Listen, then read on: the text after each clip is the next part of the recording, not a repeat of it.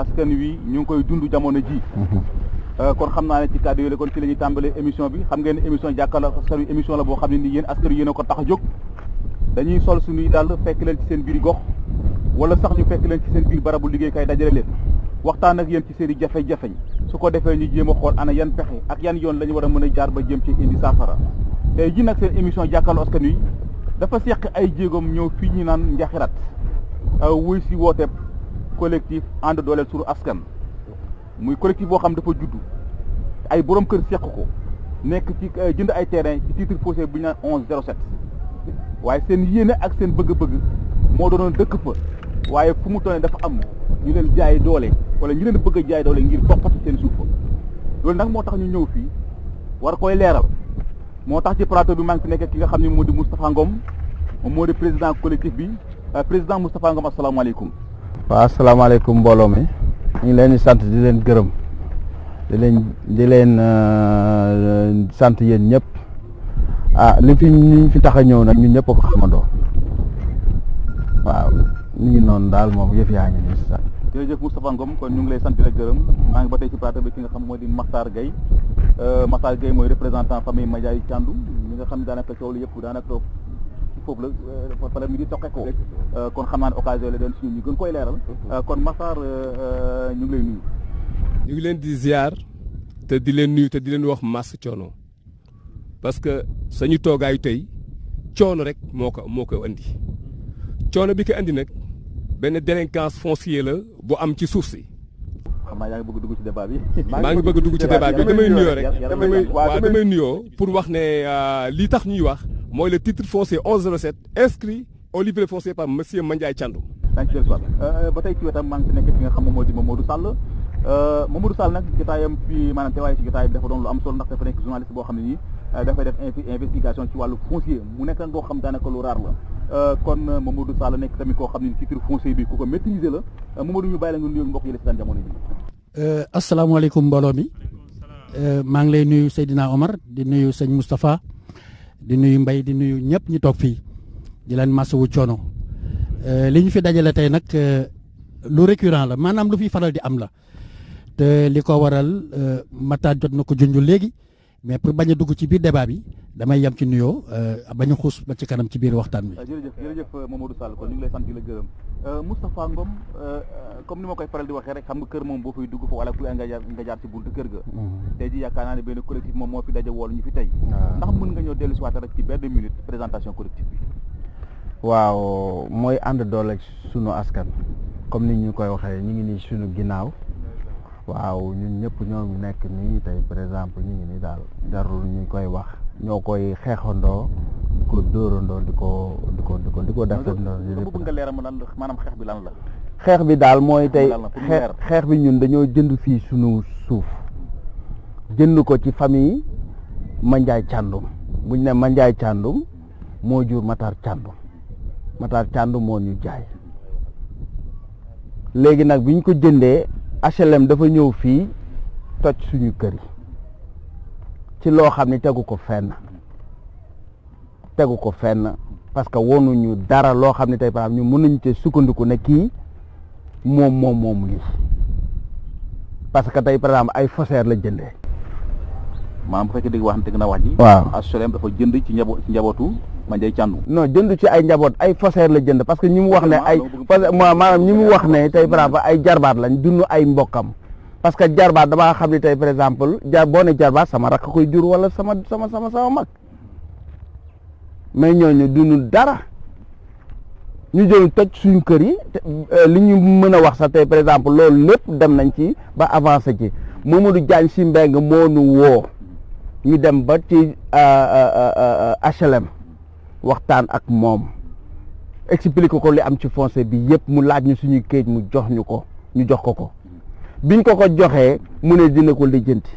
boobu ba léegi deful dara. Mamadou Diagne Sy Mbengue mooy directeur. waaw mooy Mamadou Diagne Sy Mbengue moom mooy directeur HLM. man dafa am loo xam daf ma ci xaw a lëndëm tuuti quoi. c'est-à-dire que yéen da ngeen ne njabootu Thiandoum ñoom ñoo leen jaay. waaw léegi njabootu Thiandoum ñoo leen jaay léegi pourquoi waa HLM wëlbatiku naan dañuy toj seen i kër. waaw mooy bu fekkee ne sax ay faussaires ñoo leen jaay. waaw mais parce que tab tëj ko aussi nekkul loo xam ne da nga war a xëy benn jour toj comme ça. waaw mais xam nga léegi tey par exemple ñoom dañoo ñëw charge droit réel bi ñoom dañoo ñëw charge droit réel 74 hectares lañ leen wax lañ leen jaay ci maanaam ci ay këyit mi ngi nii këyit yaa ngi nii 74 hectares lañ leen wax ni ñoom moom lañ jënd 74 hectares boo ko jëndee yow amoo plan te état du jëndee noonu parce que tey fii boo fi xoolee lii nii matul 17 hectares lañ toj fee matul 11 hectares moom léegi dafa tàllal charge droit réel bi rek pàkk bu mu gis rek na fii maa moom loolu pour lan. maanaam bu ma déggee wax ji. waaw bu ma déggee wax ji asolem. waaw moom bu muy jënd 74 hectares la jënd. 74 hectares la wax ne moom lañ ko jaay. lañ ko jaay moom. waaw moom 74 hectares. te yéen li ñu leen tojal yéen bokkul ci 74 hectares. non moom dégg nga 74 hectares xanaa di nga am plan de masse boo xam ni yow di nga ne lii laa jënd. nañ waxante dëgg parce que yow ku lay jaay tey mi ngi nii lii nii soo koy jënd xam nga kii tey fi mu ne nii lii mu jënd nii bu lay jaay dara léegi lii ngay certifié ne yow nii lii nga moom waaye ki ñëw toj lii bàyyi lii 2016 nga ñëw toj ba ren tamit nga ñëw toj boo ñëwee toj ñaati fondement juróomi fondement daw dem sa yoon di ko defal ñoo xam te ba am ay daan doole lañ ñoo xam ne tey par exemple dañuy góorgóorlu di daan seen doole ñii ñëpp gis nga leen ne sont pas des salariés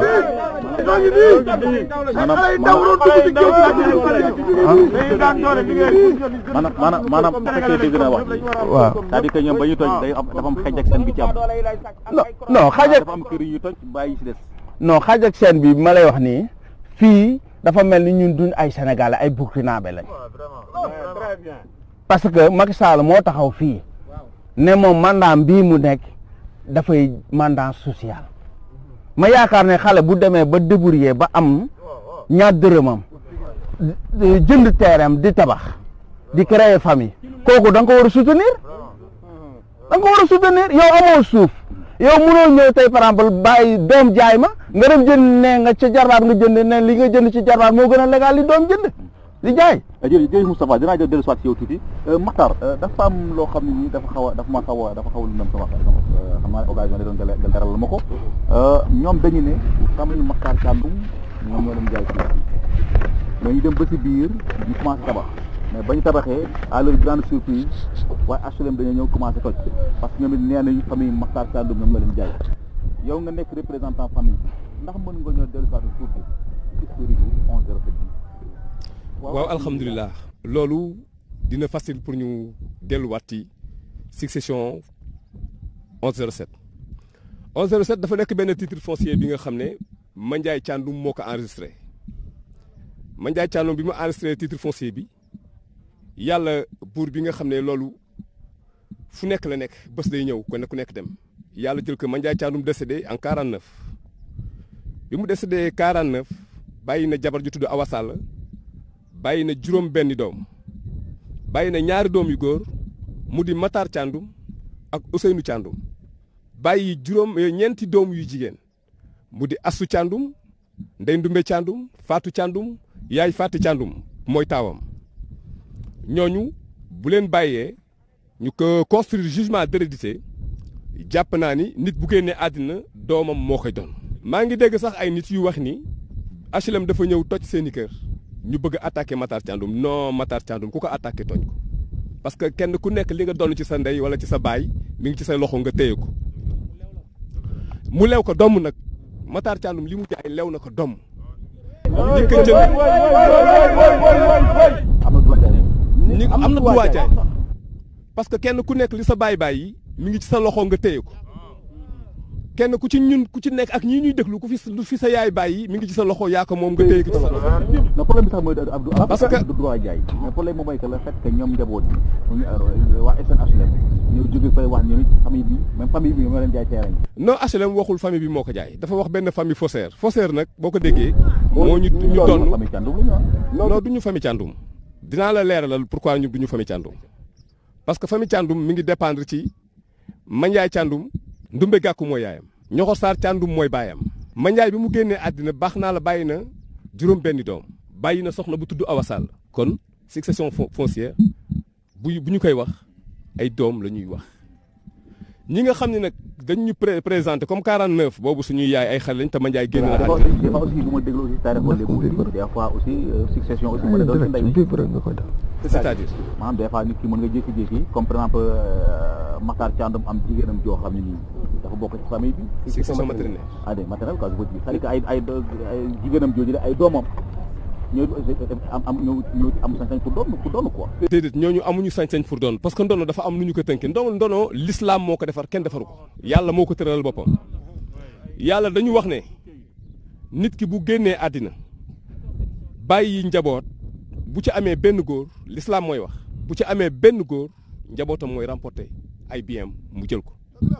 bu fekkee dafa am ay jigéen ay nijaayam ak yeneen doomam yi dinañ ci jël parce que ñoom dañu am 1/4 bu fekkee bàyyiwul doom ju góor mu bàyyi ay doom yu jigéen rek laa wax ci li ñu koy doon bu fekkee nag dafa génn àddina bàyyiwul papa bàyyiwul yaay bàyyiwul doom bàyyiwul famille bu ko proche lignée maternelle mooy taxaw ñu doonee ko noonu parce que nit ku nekk da nga war a defar sa succession. kon bu fekkee dégg naa wax ji Makhtar Thiandoum am na droit jaay. non léegi lan mooy problème bi kon. Makhtar Thiandoum li mu jaay daf koo leew doom mu moom. lew na ko léegi lan mooy problème bi laa bëgg exactement. problème bi mooy que Mandiaye Thiandoum bu mu génnee àddina dafa am ay faussaires ñuy tuddee ay faussaires ñuy wax ni ñoom ñoo doon Mandiaye Thiandoum.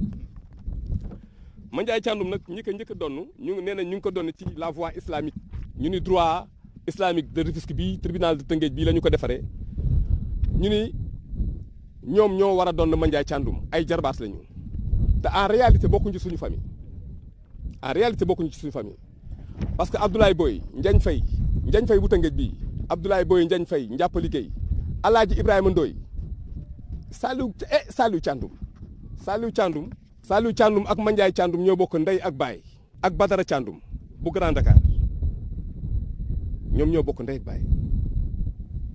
mais nit naka la génne àddina l'islam dafa wax ni nit doom bu génnee àddina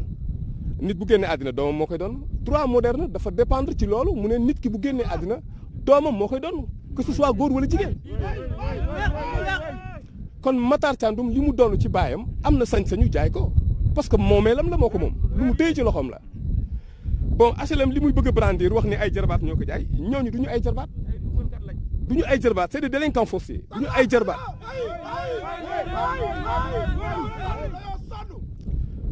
parce que jarbaat xanaa mooy sa mag bu jigéen wala sa rakk bu jigéen doomam mais bokkuñu ci suñu famille. non bokkuñu ci famille. ban sañ-sañ la ñu am ba fekk terrain jàmbur ngir daal di koy jaay comme ça.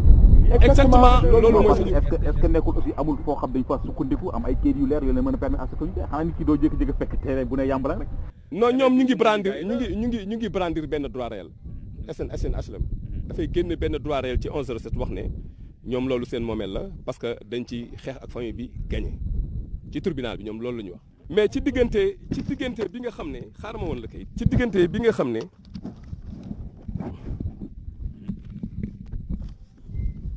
ci diggante successeurs yi dañuy wax ni Mandiaye Thiandoum Abdoulaye Boy moo ko doon né à Rufisque en 1896 Njañ Fay né 1890 Alaaji Ibrahima Ndoy né à Rufisque 1900 Njàppali Guèye né à Bargny 1901 et Saliou Thiandoum bii may wax nii da nga gis ko ci droit réel bi moom ak Mandiaye Thiandoum ñoo bokk ndey ak baay ak Badara Thiandoum xam nga donc y a un manquement parce que bu Mandiaye doonee rek Badara war naa doon mais ñoom ban qualité juridique la ñu am bu leen permettre ñu nekk héritier amuñu ko parce que nit bu génnee àddina doomam moo koy doon bon bi ñu nekkee ci tribunal bi ñu am suñu prénotation au livre foncier ñu inscrire ñu ci prénotation bi ñu inscrire ci prénotation bi ñu nekk ak les 5 faussaires yi nga xam ne ñoom ñoo def détournement foncier bu 1107 bi ñu xamee ne ñoom amuñu benn qualité juridique bu leen permettre ñu wax ak ñun ci sañu jugement d'hérédité parce que c'est des gens morts parce que ñi les vers 1800 décédé nañ bu yàgg kon donc ñu amal procédure di ndax wax ñoom ci tribunal bi kan la ku dee du def procédure bon ñoom ci la ñu daw andi seeni doom mu nekk un 44 non ñoo ngi nii c'est ñoom ñu ngi nii ñun on reste encore sur le droit réel man sama tur moo ngi nii ba ñoom bi ñu demee ba xam ne amuñu benn qualité juridique mais ñun à notre grande surprise dañu yeewu suba teel man maa dem laaj droit réel bi fekk SNHLM suñu droit réel moo ngi nii droit réel bi SNHLM mi ngi ci mi ngi SNHLM. dafa ñëw bokk moom léegi ci droit réel bi. non te droit réel héritier moo ci dugg c'est qui est dangereux boo nekkul héritier amoo capacité pour dugg ci droit réel boo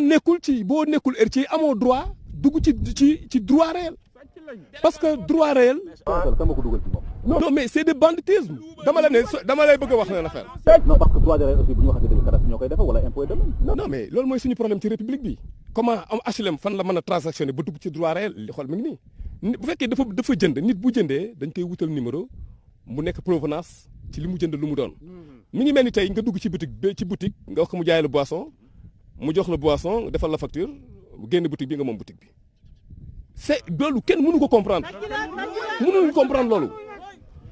SNHLM dama wax ni fii diggante jënd ak jaay xaju fii famille bu nekk en contentieux ñi nga xam ne amuñu qualité juridique pour être des héritiers de Mandiaye Thiandoum dignement ñu génne leen ci droit réel bi HLM ñëw dugg ci droit réel bi nekk héritier HLM aujourd'hui il est héritier parce que mu ngi ci droit réel. non HLM dafa mës a am doole boppam. loolu moo ko jox droit mu ñëw. non xam nga dafa am lu nekk dama ne HLM bu fekkee dafa bëgg a droit. bu jëndee 74 hectares day am plan de situation ñu defal ko génne ko 11 recettes defal ko provenance mu dem bordereau analytique ñu au livre foncier ñu xam ki jaay kan la ak ki jënd lu mu jëndee te SNHLM société c'est une société nationale d'escroquerie ay sàcc lañu HLM am na conseil juridique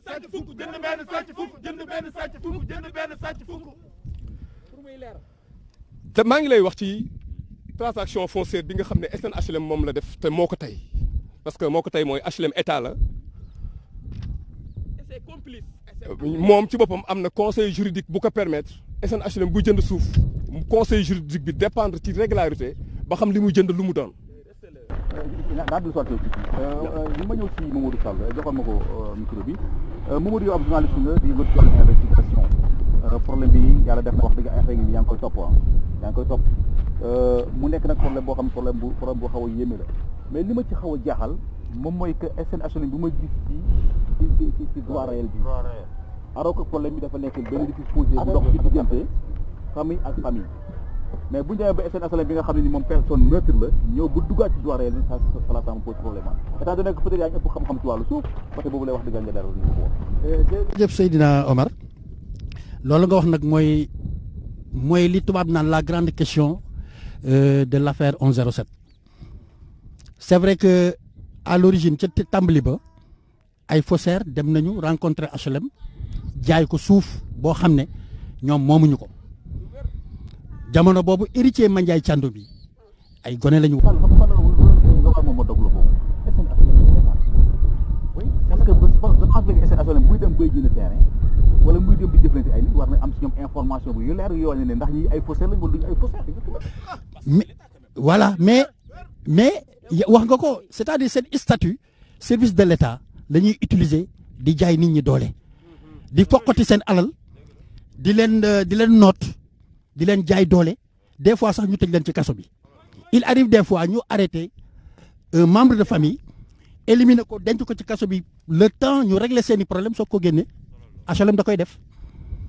te dina ma permettre ma wax tey problème bi le fond HLM rek la ñuy wax mais HLM interface la ginnaaw HLM am na urbanisme am na ay député am na ay ministre am na ay magistrats tous des corrompus ay nit lañu ay nit la.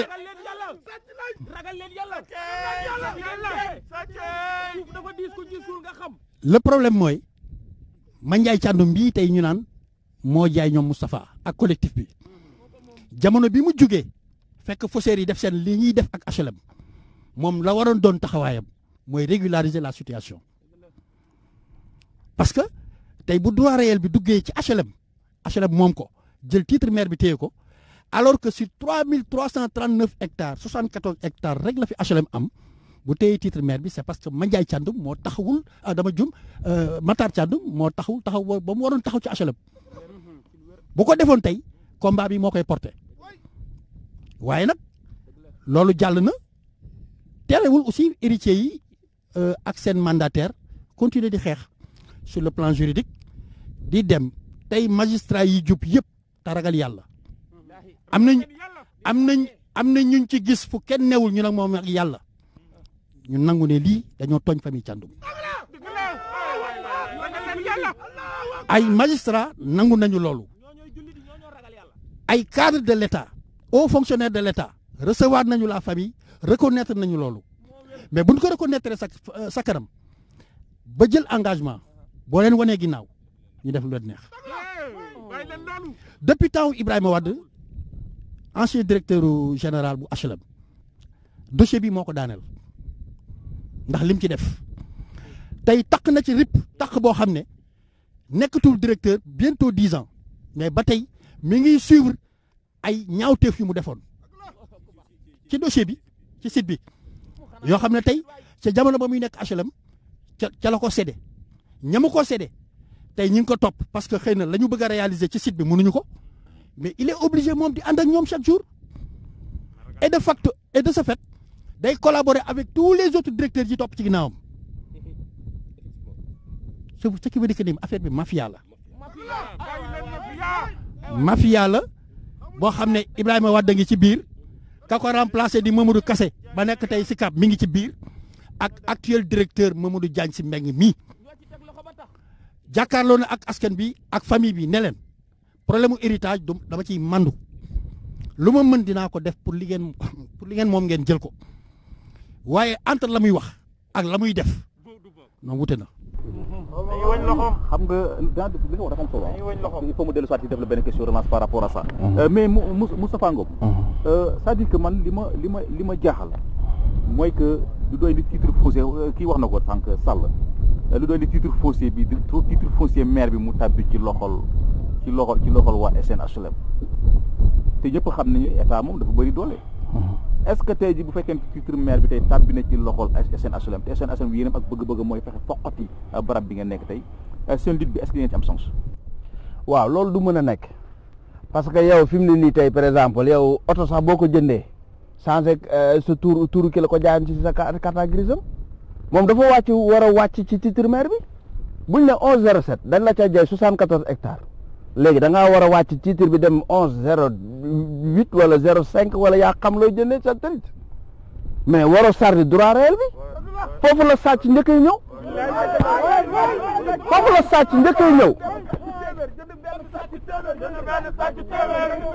parce que droit yow léegi titre de maire yow nga ñëw taxaw ñëw ci benn famille yow amoo suuf sa baay amul suuf juddoo ci suuf lu dul ab lar nga courtier nga HLM courtier la day jënd tabax jaayaat yow nga ñëw ci famille te yow léegi nga ne yow famille bi tey par exemple fi nga jëndee mais yow confronté leen yow newal génne sa sàcc ne famille bi kaa leen ngeen toog loolu ñemewu ko def waaw ñemewu ko def boo ko waxee ku ko jaay mu naan la ay notaire ba léegi kon lan moo ko maye kon fit mu ñëw fekk seen kër mu koy toj mais état fii gis nañ lu fi xew xam nañ lu fi xew fii baadoola rek moo fi mooy siin seen cere parce que dafa xam nga li xaw paradoxal ci man waaw parce que au moment où Macky Sall mi ngi naan dafay créer 100 000 logements waaw léegi dëgg ma waaw léegi ma wax la loolu yow tey par exemple Mamadou Diagne Sy Mbengue dafa ñëw toj suñu kër Mamadou Diagne Sy Mbengue Amandooy Faye Cheikh Faye ñoo fi ñëw toj suñu kër gi mais dama leen waxal ne leen boobu rek dama leen wax loo xam bokkul ci si 16 lu mu bari juróomi at la nga dem waaye bàmmeel ak 10 te Mamadou Diagne Sy Mbengue nee na yow Tiwaawoon la bokk waaye waa Tiwaawoon bugguñu nit yu salte ni moom parce que Alaaji Malick dafa bëgg ku fa yóbbu xaalis bu set dafa bëgg nit koo xam ne tey par exemple nit de valeur nga fekk ay problème nga régler ko waaye doo ñëw fekk ay baadoo la dajale seeni dërëm nga jël ko di ko yóbbu Tiwaawoon ñooñu soxlawuñ lool ndax mi ngi nii moo ñëw acte de réception baa ngi nii acte de xam nga man li ma la wax dama ne moo ne nañu bind famille bi toog ñu ne ko léegi mu ne wax leen li ngeen bëgg ñu ne ko noonu duñ waranteeg yow 74 hectares nga jënd jëlal te dem mais yow li nga jënd ñu ne la jëlal te dem wala soo xamul fan la ñëwal ñu jox la waaye loolu coow bu waree am da ngaa sàcc nga. léegi moom ah kon tey ñu bëgg ak mu lépp daal. waaw yaa ko wax parce que ak moo na parce que droit réel bi fi mu ne la bëggul wàcc 74 hectares nga jënd nga ne bind leen mi ngi ni lii man defuma ko. yow lii de mi ngi ni 3300 hectares la. 39. tey de waaw. loolu xanaa ab département la. non xoolal gis nga ñoom gis nga li ma la wax moom Diagne Sy Mbengue moom Alkali Cissé Moustapha Fall Thié sax mi ngi dagg fii ay 3 hectares di ko jaay ci li ñu leen dajale woon fii ñoom ñëpp ay sàcc lañ waaye nag yàlla rek moo du moom mi ngi xool lépp barke borom Touba yàlla mi ngi fi de te suuf dafa diis Mamadou Diagne Sy Mbengue laay waxal moom ci boppam parce que dafa entamé loo xam ne moom foo la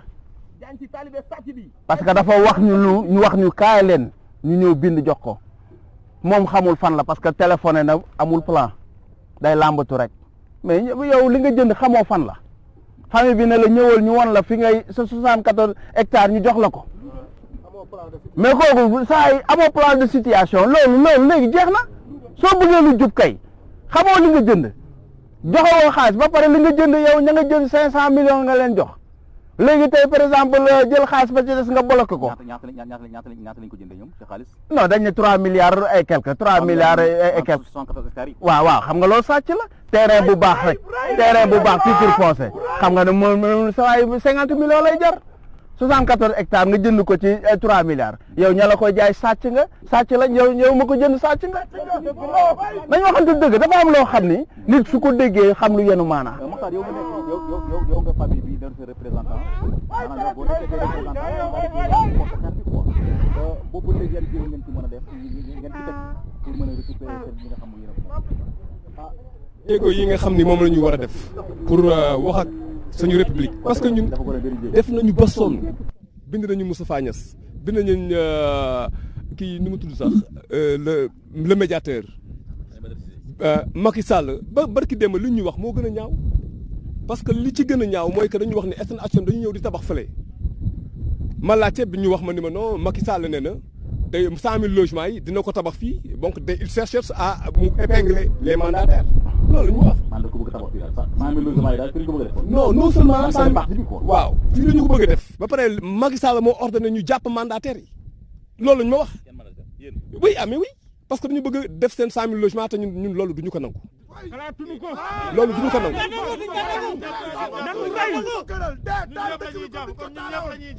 projet c'est-à-dire que am nañu problème projet 100 000 logements. 100 000 logements du ñu am dañu am problème suuf ci dara fekk leen yéen ay baadoolo ñu bëgg nangu bi ñu ñëwee ba xam ne titre foncier bi nekk ci région bi 1107 la famille ñoo ko moom mais aujourd'hui bu ñu paree ñu ànd ma wan la ne gars yi fu ñuy tabax gars yi dañu xamal ne carrément Macky Sall moo joxe ordre ni dañu jàpp mandataires yi parce que ñoom dañu war a def seen 100 000 logements ci yëfu jàmbur ñun duñu ay burkinabé duñu ay congolais ay sénégalais lañu fii lañu juddoo moom doon na suñu alal Macky Sall weñ suñu loxo sànni mais man loolu sax jàpp ma ni Macky Sall xanaa war na osé di wax ne nañ jàpp mandataires yi pour ñu tëj leen pour ñoom ñu def seen 100 000 logements. ñoo ko def noonu rek pour jëm leen tiital quoi. non mais bu ñu jéem a tiital tam Macky Sall man dem naa présidence déposé naa courrier bi ñu ko wax pour ñu négocier à l'amiable ba tey même pas un mot. premier ministre bind nañu ko. est-ce que nekkul aussi li Sall wax dafay dellu si waat maanaam seen dossier la boo xam ne ay ponkol ñoo nekk ci ginnaaw. mais exactement ay ponkol ay député. mais waa cadastre waa impôt et domaine. voilà xam nga bi ma lay wax na la détournement foncier bi. mais cadastre moo ko njëkkee ak domaine ak urbanisme. def couverture ci Descos ñëw fii nekk 12 pick-up. non dal ci sañu kaw. toj dindi man defoon naa fa 15 tonnes. am naa fa sama bâtiment bu ma tabax boo xamee dépense naa ci 22 millions dañu ko daaneel raser sans savoir que yaa ngi heurté famille ayant droit ñi moom seen yëf tabax ci seen yëf nga toj ko teguñu ko fenn man maa ko tabax man je suis un héritier du 1107 ci famille bi laa bokk man maa tabax sama bâtiment ci li ma moom ñu joxe HLM joxe ordre ñu toj ko sans notification ma xam ku may waxal ku mu doon dama xëy suba teel ñu ne ma non def ko signé fi 7 heures toj ko daw ñun nag ci république la ñu nekk mais dañuy wax ne nañu réglé waat suñu république parce que sañu ndono duñu ko bàyyi kenn parce que kenn ku nekk li nga doon ci sa ndey ak ci sa baay mi ngi ci say loxo nee nañ nag dinañu traqué dal ci suñu kaw mais ñun ñu ngi xaar lool. non xanaa loolu gars yi def rek pour ragal xanaa pour gisal leen quoi. kii Mamadou Sall waa ji dafa laaj c'est-à-dire Makhtar dafa laaj dafa posé question bu am solo dafa laal point bu am solo c'est-à-dire que dafa mel ni que bu ma déggee wax maanaam état bi il m'avait promis que ne ils vont organiser une émission bu ci genre wax émission bu mel nii pour jéem a indi ay réponses par rapport ak yéen li ngeen di def nii quoi mais boobu léegi déggatuma leen mais c'est-à-dire que man c'est ça moom. na ñëw. xam nga taxaw yor sa téléphone woote wax li la neex dafa yomb mais régler droit propriété foncière nga décliner ci kayit bu véridique loolu jafe na du ko def yaa ngi suma numéro bu ko defee nga woo ma démontrer que ni moom c'est un faussaire fi mu dépendre ba nekk successeur kooku sàcc la day lubal bon gis nga foncier bi dem nañ ci Tivaouane man kilifa gu mag jël na ma ci Tivaouane muy Ndiol Fouta waxtaan naa ak moom ci injustice bi nga xamee ne ñoom ay nitu diine lañ te ñoom dañuy wax ne Mandiaye Thiandoum ci droit islamique la ñu ko doonee ci diine la ñu ko doonee ci diine ñu ni diine moo wax ne na jarbaat doon loolu nag ñu ngi ciy interpellé kilifay diine yi nga xam ne tey jii bi fii réew yi bëggeen tàkk jamono bi ñoom ñëpp intervenir nañ kenn ku nekk wax sa xalaat pour ñu xool comment ñu defaraat Sénégal parce que du réewu fitna. gis nañu kilifa diine yi. kilifay diine yi aussi def nañ ci ay liggéey Ndiol Fouta toog nañu ñu jox ko dossier mu ne lii dana ci def ay liggéey mais yaatal nañ ko xalif général des Tidianes recevoir na ma waxtaan nañu jox nañ ko dossier mu ne ma damay waxtaan ak Macky Sall wax ma ci yeneen fond de secret yoo xamee sax xam naa ni ci télé la mais yu doy waar mais loolu lépp da amu ci dara lu ñu respecté état bi respecté wul la famille succession foncière ñoom respecté wuñu foncier jaay doole moo nekk ci réew mi li ñu bëgg li ñu xam bu ñu ñëwee dañuy weñ sa loxo dal ci sa kaw wala ne la ñoom état lañ am nañ gendarmerie di jël des ko xëpp ko ci sa kaw.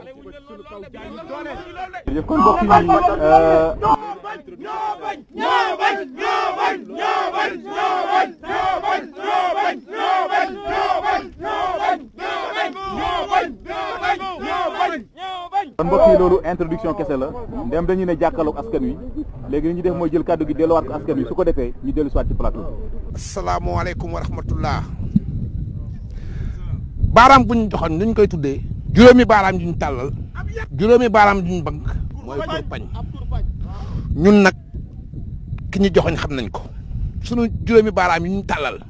ñun yalwaanuñu. ñun lañuy laaj dañu moom. sunu juróomi baaraam yu ñu bank nag. fii Sénégal la comme yoon amul bugg ñoo teg mbir mi ci yoon ku ñu dóor ñu fayu ku ñu dóor ku nekk ñu fayu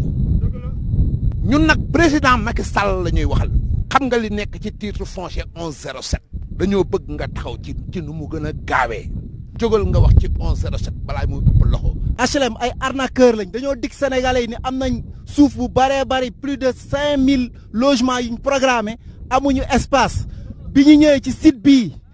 ngeen di gis nii comme dafa collé ak ñoom bien aplati ñu ne comme ay góorgóorloo comme moom nañ dem weñ seen loxo nang ko HLM ay sàcc lañ. fan la administration di liggéeyee samedi soir à 19h. ñun dañoo jënd suñuy terrain fii jënd ko ci lu leer naññ daw bay bëgg a dee nekk ay xale luñ am lépp fii lañ ko investir. bàyyi am yor si ni njaboot nekk ci kër di luye guddi luye bëccëg ku ne xam na location bi nu mu mettee ñu ñëw jël si ni dërëm ak si ni ñaar dërëm biñ am ñëw def ko fii ñu ñëw toj si ni kër yi ba fi mu toll nii kenn ku ci nekk yaa ngi jaaxle bay bëgg a dee xamuñu fuñ jëm xamuñu nu ñuy def amuñu fu ñu dugg amuñu fu ñu jëm sonn nañu torop wax dëgg yàlla sonn nañu ñii fi toog ñii ñëpp am na ñeneen ñoo xam ne sax ñëwuñu instant bi dañ dem ba fi mu toll ni stress bi da leen a jàpp ba fi mu toll ni bëggatuñ sax di bouger ndax sonn wax dëgg yàlla te dañoo sonn ban Sénégal lañ nekk Macky Sall ñi ngi lay jooy si ni problème ndax lii ñu nekkee ni metti na te dañoo sonn nañu te bëgg nañ nga fajal ñu si ni problème bi. donc ñi ñu wax rek que ni Sénégal kenn xamul ban réew la ñu nekk. ndax tey ku nekk xam na ne tey injustice bi am fii surtout ci mbiru foncière doy na waar goo xamante kenn mënul koo wax rawatina nag li nga xam ne moo concerné 1107 1107 ku ne xam na ne lépp ak njub la moo ci nekk ndax SNHLM mënuñoo ñëw taxaw ne ay jarbaati Mandiaye Thiandoum moo leen jaay te ku ne xam na ne ku fi jógee ku nekk doom mooy donnu jarbaat du donnu mu loolu de mosuma ko dégg man boobu kon jarbaat mënul donnu da doom na fi loolu kenn mosu ko gis donc ñoom aussi bu ñu ñëwee xamal nañu ne ñoom 3 milliards 555 millions lañu jënde alors que transaction bi 2 milliards 69 millions moo ci nekk kon la ca topp war nañ cee indi ak leeral beneen bi ci des mooy tey 1107 ku ne xam na ne 1107 juróomi famille ñoo ko seq y compris Mandiaye Thiandoum maa xam ne moo ko ca biir te njabootam tey taxawaay boo xamante tey ku ne xam na ne ak njublam da cee nekk ndax ña nga xam ne tey moom lañ wax ne ñoom ñoo donnu waruñu woon a donnu kon ñu ngi interpeller le président de la république rawatina kilifa gi nga xam ne tey mu ngi fi yeewoo ñu bokk di yeewoo nag moom fii muy le ministre Omar Gueye ndax li ci dossier bi la ca gën a bëri bokk xam na ko na ci jéem a taxaw balaa béy di wéy mbuus. ñun ñëpp ñoo bokk benn jaaxle mooy ay ndaw lañu dañoo yëkkati suñu alal ñeneen yëkkati seeni alal wóolu ñu jox ñu ko ne utal lañu fu ñu dëkk ñu ñëw tabax ko ba sori am fu ma dugal sama njaboot ak am keneen ki fu mu dugal njabootam moo tax ma def ko donc man bu ma fi ñëwee jeudi laa fi géej musuñ maa indil arrêt Dascos musuñu maa indil benn interpellation ne bul fi tabax donc bu ma tabaxee ba yegg foofu ñëw dimanche fekk ñu toj ko affaire bi def maa jaaxal ba xaw ma lu ma si wax dëgg yàlla li wérte wóor mooy jaay doole baaxul képp koo xam ne li nga nekk si jaay doole la du mujj fenn ndax lépp loo yore fii si kaw suuf yàlla moo la ko jox. su fekkente ne nit ñi dañoo am yaakaar ci ay jëmm jiital leen ci seen kanam ñoom li ñu jàpp ne moom moo war a nekk seen njariñ ci ñooñu leen jël jiital leen seen kanam mooy jaay leen doole foqati li ñu am c'est compliqué ñun xamatuñ fan lañ jëm xamatuñ ci ban Sénégal lañ nekk. compliqué ne trop kenn xamatul maanaam mënoo jox kenn sa bopp boo demee ci yi nga xam ne barab yi nga xam ne da ngaa jàpp ne mooy barab yi ñuy jëlee ay décision muy boo demee ca tribunal ba fu mu mënti doon rek mais c'est compliqué ci ban république lañ nekk sonn nañ nag moom te li ci metti mooy fii ñu nekk lépp loo jaakaar ne ñime nga ko ci alalu jàmbur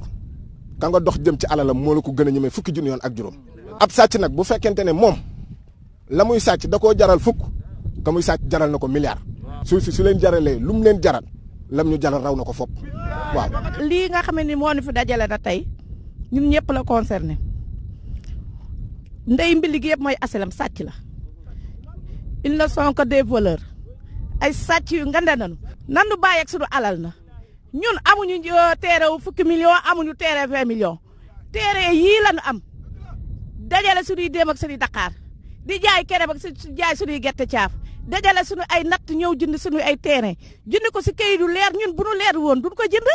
parce que kenn daful buñ koy jënd kenn takkul suñu ay bët bu nu kayit yi leerul woon kon duñ si dugal suñu xaalis yow na monsieur le président de la république yow la ñuy waxal yow Macky Sall bu fekkee ne bi yow yaay président de tous les Sénégalais waxal si 1107 bi ñu delloo suñu alal. jërëjëf kon loolu moo di kàddu yi nga xam ñu ko doon nangoo ci askan wi dañu dellu soit ci plateau bi Moustapha boo déggee ñi nga xam ne ñu doon wax da ngay sentir ne nit ñi désemparé wu lañu ko dëgg la maanaam ay nit ñoo xam ne dañoo amoon yaakaar nit jaay leen ci ay kayit yu leer ñu dem ba ci biir mu mel ne que dafa am ay nit ñoo xam ne dañu am doole ba koy foqati yow sax daanaka ci ñooñu nga bokk en tant que président ba nga déggee ñiy wax di ay ndaw surtout di ay jigéen ñàkkul ne am na benn yëg-yëg bu mu la def. waaw yëg-yëg boo xam ne tey man damaa bëgg sax changer sama nationalité nekk Burkina wala ma nekk leneen. parce que jaratu ko ndax man fi mu ne Europe laa nekk dafa am loo xam ñun tubaab yi dañ ko fay gis ku ne li nga moom dañ la koy jox ku ne li nga moom dañ la koy jox yow ak président de la république yéen a yem ci lépp waaw ci lépp ku ci nekk dafa jiitu kenn topp ci ginnaaw loolu lañ xam loolu laa xam fii ñi fi nekk ñëpp xoola moom nee na jeunes yi lay waxal ñi ñëpp ay jeunes la xoola waaw yëkkati jóg leen ñi ñëpp ay jeunes kon li leer na kon moom bu fekkee ndey baram dafa bëgg social na commencé ci ñii ci loolu moo wax nee na politique bi xam na ne moom dafa lajj ci wàllu ni muy doxalee ci xale emploi des jeunes ñii xam nga ne faaluñu emploi des jeunes ki dajale tey par exemple 2 millions 3 millions jënd ko terrain kooku soo ko doxee ëppal mu dem yoonam buy commencé nag ni ñëw ci ndaw ñii ñoom wane nañ seen bopp waaw ca jeex na yow nag ñu tàmbale yow nag tey par exemple nga jox benn parti HLM daan na ko léegi pour wàllu social logement ñooñu ñëw ci jeunes yi nga xam te par exemple ña nga doon korkoral ñooñu daaneel seen kër moom kon waxuma la lajj waaye fi mu ne nii moom waxu dafa commencé wu dafa tourné. en tant que parce que man xamul li ma xaw jaaxal ci problème bi mooy que yéen da ngeen am affaire ak état. waaw te yéen li ngeen di jooy ni ci état ngeen bëgg mu dem. waaw est-ce que tey jii am ngeen espoir que nag seen xeex bi ngeen xeex dina aboutir. non ñun teg ci suñu bakkan rek. parce que moom moomu di njiitu réew mi maa ngi nii di wax ak man gëmuma ko. gëmuma ko parce que li tax man gëmuma ko mooy. ki dem porter plainte OFNAC xam nga mooy ndey gendarmerie waaw kooku nag est-ce que nit mun naa nekk ci lu dul dëgg dem ba OFNAC porter plainte état ñu ngi nii tey par exemple ñu ngi nii kayit yaa ngi nii fa mu teg 3000 logement bi mais plan baa ngi nii plan cadastral nga yow nga ñëw ne plan cadastral bu ñu enregistré yow nga ñëw tey par exemple ne foofu ngay teg 3000 logements est-ce que loolu kon ban pays nga nekk fi mu wax ne tey par exemple moom fa lay teg 3000 logements famille baa ngi nii mooy 13 hectares yi ñoom ñu def ko plan cadastral ñu enregistré ko ba pare yow nga ñëw fa samp fay affaire lii ci fan la am ci àdduna. maanaam lii bi nga bëgg a maasale daal. non maasale famille bee ko def nii ba def seeni plan ak lépp. bañ enregistré ko. état bi dafa bëgg a jël décision lii daal mu dal ci teg ci suuf quoi. non waxul teg ci suuf dafa dem teg ko ci kaw. te xanaa nan lii doo ko enregistré ba cadastre ba pare nag léegi looy wax xam nga ne ki def lii ba nga enregistré ko kooku moom lii. nañ waxante dëgg quoi lii dafa yomb. loo tàggatoo. li may tàggatoo man kenn rek laay waxal mooy le DG. nit man dama yaakaar ne da ngaa war a xalaat sa kuusu bàmmeel moom dund na maanaam tey par exemple 2 tiers yi mu dese ci àdduna parce que am na presque lu war a mat ay 50 et quelque na fàttaliku bés boobu ñun ay jeunes lañ de kase fi nekkoon dañoo xeex ak moom ba mu dem fii nag lii moom mooy tax moom mu génn ci porte bu mag bi mooy li mu wax ak famille bi bañ fournir ko suñuy dossier jox nañ ko ne ko kaay boo xamul fan la ñu jox la ñu won la fa nga am nga dem jël fa say affaire dem sa yoon te nga xam ni famille bi li ñu am mu bàyyi leen ko ñii rek ay sàcc lañ xoolal ñi ci 1107 la. kon daal 1107 yaakaar naa daal li ñu bëgg nag mooy comme yàlla def na tey par exemple ñun ñu ñëw fii wax lii kii ñu interpellé mooy monsieur le président yow yaa ne da ngaa lajj ci politique jeunesse ñu ngi nii commencé nañ ñu bàyyi suñu alal ñu soxla luñu kenn nañ ñu bàyyi suñu alal ñu dóor waar loolu la ñu amoon lu ñuy wax. jërëjëf Moustapha Ngom. Makhtar Gueye question bi moo ko posé waa koy posé d'autant plus que boobu léegi yéen a ngi nekk di xeex mais dafa mel ne que yéen fi ngeen def ci xel moom mooy état tey jooy bi ngeen jooy aussi da ngeen bëgg état dégg ko mooy posé war rek est-ce que yaakaar ngeen ne seen xeex bi dina aboutir. waaw am nañu yaakaar ci suñu république nag xanaa ak nag lu mu gàtt réew la. cour bi dafa wax ni HLM li mu jëndee baaxul parce que succession bi amul woon ba pare cour bi wax ne nañu bàyyi xaalisu état bi ñuy fawee c'est-à-dire que def ay deal yoo xam ne ci biir xaalisu état lu doy waar la ba pare muy am ay couverture ñoo xam ne ñoom ci seen biir dañ leen di couvrir donc lu mel noonu bu xewee ci réew comme ay sénégalais lañ dañu jàpp ne rek Sénégal lañu nekk mais vraiment kuy incarner république war nga am hauteur bu dépassé lu day nii nit nag bu moomee alalam mu lew ko doom mu jaay ko sax ñu ko jaay Matar Thiam bi ñi mu jaay li mu jaay moo ko moom Matar moo ko moom ñi mu jaay li ñu yor di ko tabax ñoom ñoo ko moom parce que titre foncier la ñu yor et le titre foncier dafa am code propriété foncier comme code de la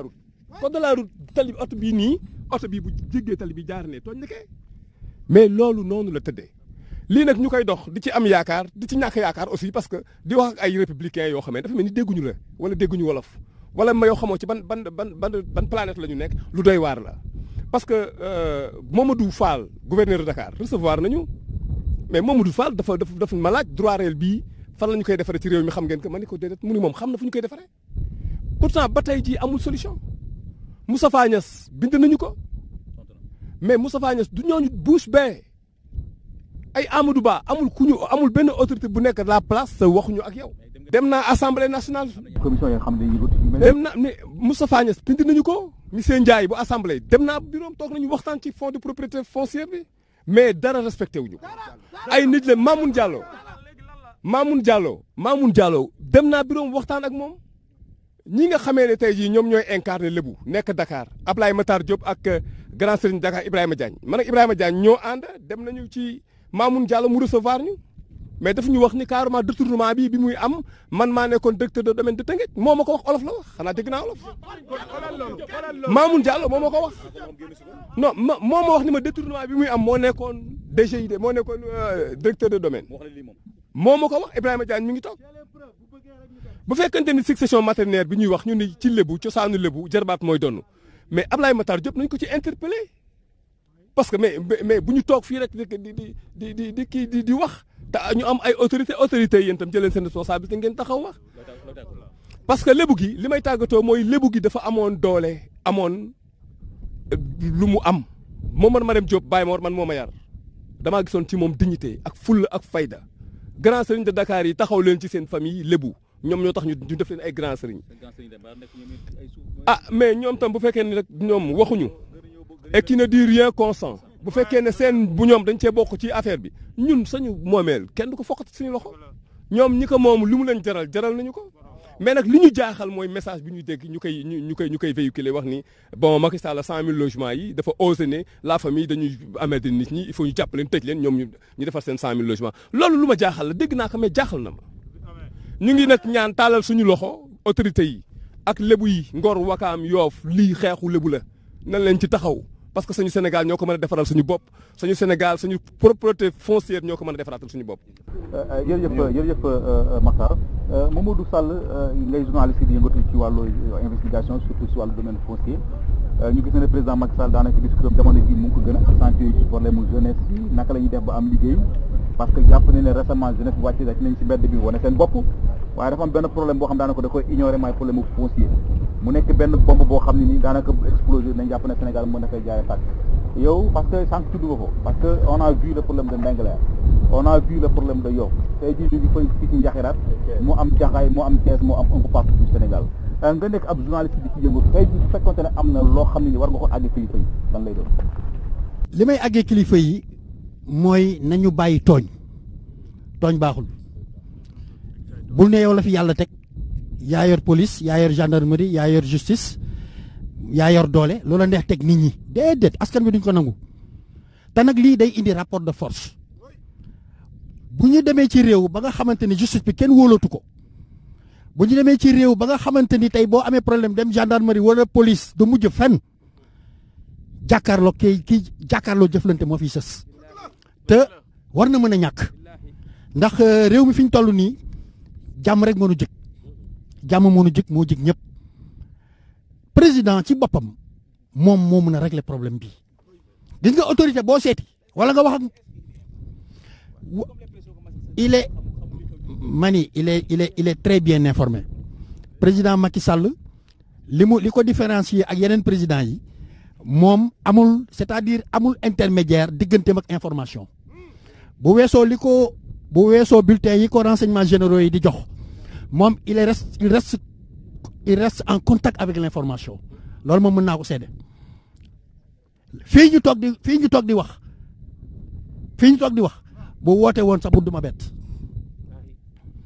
kon xam na li xew ci réew mi moom la fi yàlla teg mu njaboote ñëpp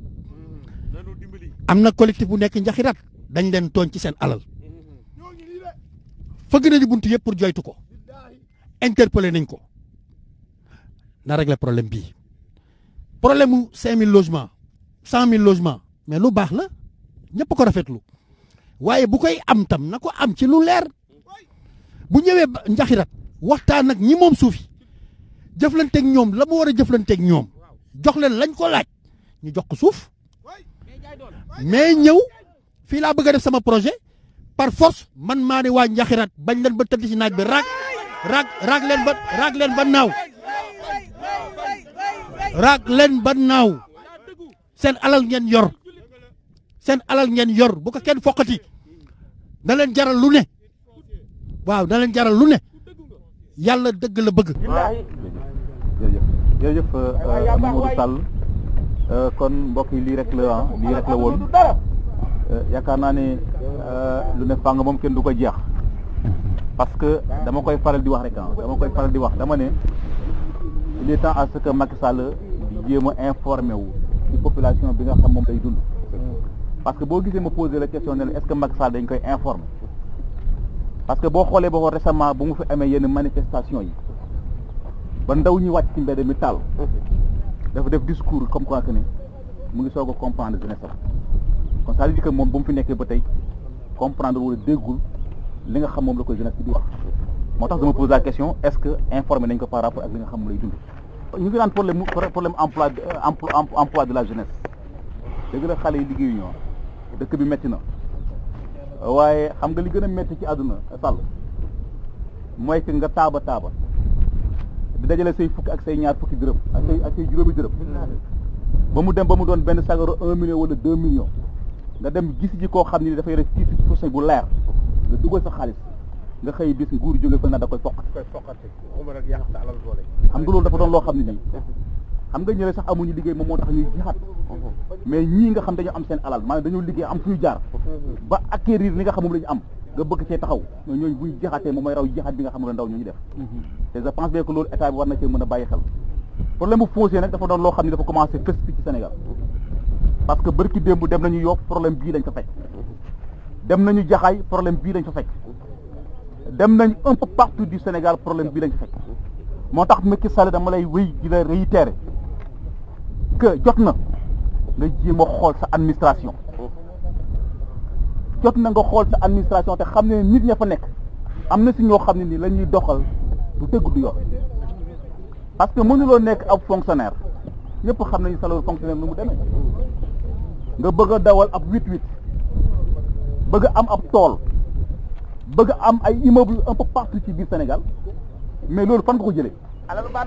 loolu fan nga ko jëlee loolu ay questions yi loo xam ne dañ ko war a mën a poser mais en tout cas man la may sàkk mooy que problème mu Njaxiraat bi mu jëm koy lijjanti parce que dafa ne dafay jox nit ñi 100 000 logements mais 100 000 logements kay booy dem ba di ko joxe kay mais waroo di xañ ne nit ñi ay logements waaw mais nag nga mën a xañee ñi ay logements bu ko jox ñeneen mais état ndey ji seex la war a doon dafa war a tëdd njaaxanaay quoi en tout cas Macky jotal defal ay santaane ay audit ci sa administration bi parce que boo ko deful dina am beneen émeute boo xam dina am te boobaa ci foncier bi lay jógee te yaakaar naa ne boobaa du baax si yow kon ñu ngi lay sant di leen gërëm ñu ngi lay sant di leen gërëm bu baax a baax Moustapha maa ngi lay sant di la gërëm mooy président collectif dooleel suñu askan Makhtar Gueye moom mooy représentant famille Mandiaye Thiandoum ñu ngi lay sant di la gërëm parce que wax dëgg yàlla leeral nga fi lu am solo parce que lënd amoon yu bëri dafa lëndamoon mais tey ji leeral nga ko sa présence kon ñu ngi lay sant di la gërëm Mamadou Sall yooyu ñu ngi lay sant di la gërëm parce que journaliste yu mel ni yow dafa commencé rare fii ci Sénégal parce que journaliste d'investigation léegi moom moo amatul parce que ñu ci bari léegi daanaka politique rek lañu def ko muy seen liggéey du dul actualité politique daanaka duñ ci wax te dafa jot aussi wax dëgg yàlla journaliste yi di génn ci plateau télévision yi bàyyi politique bi maanaam di dugg ci biir foncier yi di soulever yenn problème yi bu ko defee état yi mën see jot parce que politiciens yi ñuy jël di leen mettre sur les plateaux de télévision là ay nit lañ la yoo xam lépp lu ñuy wax duñu ko def bu dee télé ba ma nekk la ñaata politiciens yi ñoo fa jaar wax ne bu ñu foloo dinañ defal lii Sénégal dinañ def lii Sénégal mais jour bañ leen faleel li ñu njëkk a def d'abord mooy menacer Walfadjri ngir tëj ko kon mooy wane ne politicien du mbokk kon bu ñu demee bay defati yenn émissions yi dañuy mettre en exergue cette population bi nga xam ne ñu ngi souffrir est-ce que président Macky Sall xam nga ne tey jii tonne ciment bi ñu ngi koy jëndee léegi 70 000 est-ce que président Macky Sall xam nga loolu Macky Sall est-ce que xam nga ne tey jii butéelu diwlin bu doon jar 14 500 tey jii ñu ngi koy jaayee à 18 500 est-ce que Macky Sall xam nga ne tonne fer bi ñu doon jaayee à 41 000 tey jii ñu ngi koy jaayee à 51 000 est-ce que xam nga loolu mais tuyau PVC bi 110 bi ñaar lañ ko doon jaayee du 6 000 tey jii boo deful 10 000 doo ko am 125 bi boo deful 12 500 doo ko am Macky Sall ba lay askan wi fal dañoo yaakaaroon ne boo ñëwee seen dund la ñuy dund ci ay jafe-jafe dana wàññeeku nga góorgóorlu ba am sa ciment am sa fer ak ciment beeg fer bi nu mu toll tey ba nit ki am yaakaar pour dëkk